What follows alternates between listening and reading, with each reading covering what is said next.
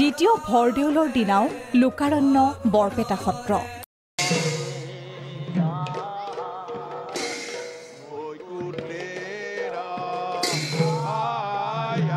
বৰপেটা সত্ৰত চৌদিশে হোলী গীতৰ গুঞ্জন।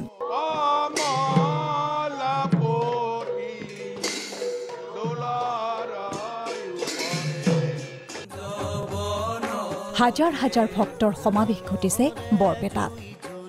কলীয়া গোসাঁইৰ চৰণত সেৱা লৈ হোলীৰ আনন্দত মতলীয়া সকলো। সাধাৰণ ভক্তৰ পৰা ৰাজনৈতিক নেতালৈ সকলো উপস্থিত হ'ল বৰপেটাৰ দৌল উৎসৱত। কলীয়া গোসাঁইৰ শ্ৰীচৰণত সেৱা ল'লে ৰাজ্যিক বিজেপিৰ সভাপতি ৰঞ্জিত দাসেও। উৎসৱ উপলক্ষে এটা সেৱাটো ল'বলৈ আহিছোঁ। ৰাইজৰ যাতে আগন্তুক দিনত যাতে মংগল হয়, কুশল হওক, ৰাইজে যি মনৰ কামনা ভগৱান শ্ৰীকৃষ্ণই যাতে সেইবোৰ কামনা যাতে তেওঁলোকৰ সফল কৰে আৰু সেইটো উদ্দেশ্য লৈ পেলাই প্ৰতি বছৰে সেৱা কৰিবলৈ আহোঁ। কাইলৈ বৰপেটা সত্ৰত বহু আকাংক্ষিত সুৱেৰী যেন দ্বিতীয় বৈকুণ্ঠ ধামলৈ পৰিণত হ'ল ঐতিহ্যমণ্ডিত বৰপেটা সত্ৰ।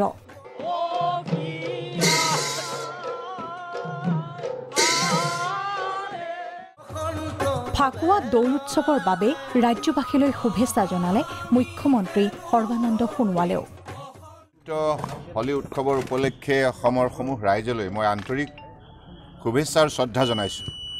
মই বিশ্বাস ৰাখিছোঁ এই উৎসৱে মানুহৰ মনত পৰস্পৰৰ প্ৰতি আন্তৰিকতা, সদ্ভাৱনা আৰু বন্ধুত্বৰ ভাৱ শক্তি অধিক শক্তিশালী কৰি তুলিব। জাগিৰোডৰ ঐতিহাসিক গৰঙা মন্দিৰত দৌল উৎসৱত দেখা গ'ল অভিনেত্ৰী বৰষাৰণী বিষয়া। দৌল উৎসৱৰ পিছতেই কৰোনা নিৰ্মূল হোৱাৰ কামনা অভিনেত্ৰীগৰাকীৰ।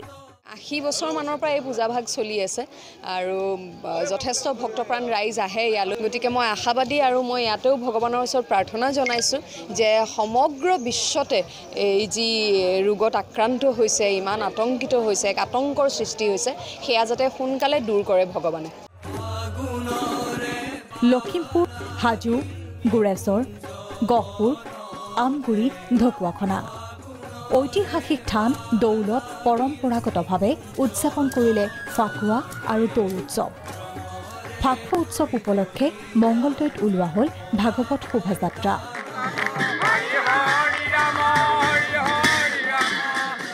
আবিৰ সানি আনন্দত মতলীয়া সকলো।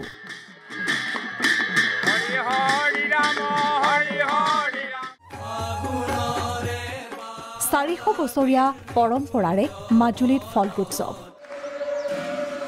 মাজুলীৰ কেইবাখনো সত্ৰত 4 দিনীয়াকৈ অনুষ্ঠিত কৰা হৈছে ফল্গোৎসৱ। বেঙেনাহাটী, দক্ষিণপাট, গড়মূৰ, আউনীআটী সত্ৰত উলহ মালহেৰে পালন কৰে ফল্গোৎসৱ।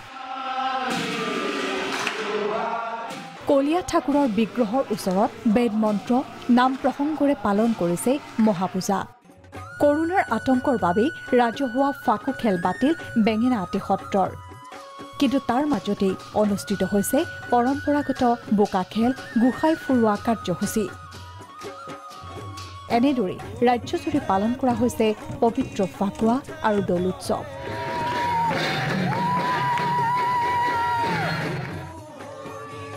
ভিডিঅ' জাৰ্নেলিষ্ট ৰিণ্টুৰ সৈতে ভাস্কৰ জ্যোতিৰ সহযোগত ব্যুৰো ৰিপৰ্ট প্ৰাগ নিউজ।